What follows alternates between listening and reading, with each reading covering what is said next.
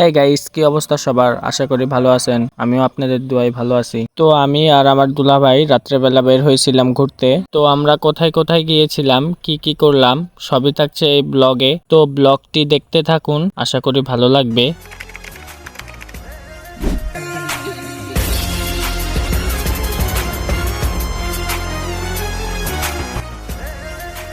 তো মূলত বের হয়েছিলাম, বাসায় ভালো লাগতেছিল না, এমনিতে আবার গরম, তাই সব মিলিয়ে বাসায় বোরিং বোরিং লাগতেছিল, তাই একটু বের হয়েছি। আর আমার তো পরীক্ষা, আপনারা তো সবাই জানেন, তাই এভাবে রাত করে কোনো জায়গায় বের হওয়া হয় না। আপুরা দুলাভাইয়েরা আসছে, তাই একটু বের হয়েছি। তো আমরা ঘুরতে ঘুরতে চলে আসলাম আহমেদপুর বাস স্ট্যান্ডে।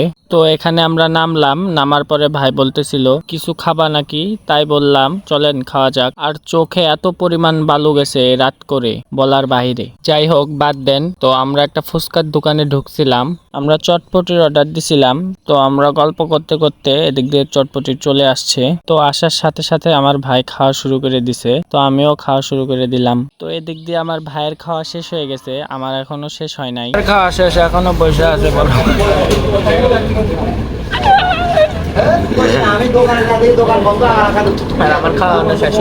তো এই দিক দিয়ে আমি খাইতে খাইতে ভাই ফুচকার অর্ডার দিল 1 প্লেট। আবার এই জায়গার ফুচকাটা খুবই টেস্ট, সব থেকে ভালো লাগছে এই জায়গার টকটা। যারা আহমেদপুর আসেন তারা একবার হলেও ট্রাই করবেন এই মামার দোকানের ফুচকা। তো আমরা খাওয়া দাওয়া শেষ করে এখান থেকে বের হয়ে পড়ি। তো এখানে আমার দুই দুলাভাই দাঁড়িয়ে কথা বলতেছিল। তো আপনাদের মনে প্রশ্ন জাগতে পারে যে একজনকে দেখলাম আরেকজন কোথায় থেকে। তো এটা আমার বড় দুলাভাই আর এটা আমার ছোট দুলাভাই। তো বড় দুলাভাইয়ের বাড়ি এখানেই আহমেদপুরে। তো দেখা হয়ে গেল আসার পরে। তো বড় দুলাভাইকে নিয়ে বাসার উদ্দেশ্যে রওনা দেই। তো ব্লগটি কেমন লাগছে সবাই কমেন্টে বলবেন। আজকের মতো এখানেই শেষ, টাটা বাই বাই। পরবর্তী কোনো ভিডিওতে দেখা হচ্ছে। আল্লাহ হাফেজ।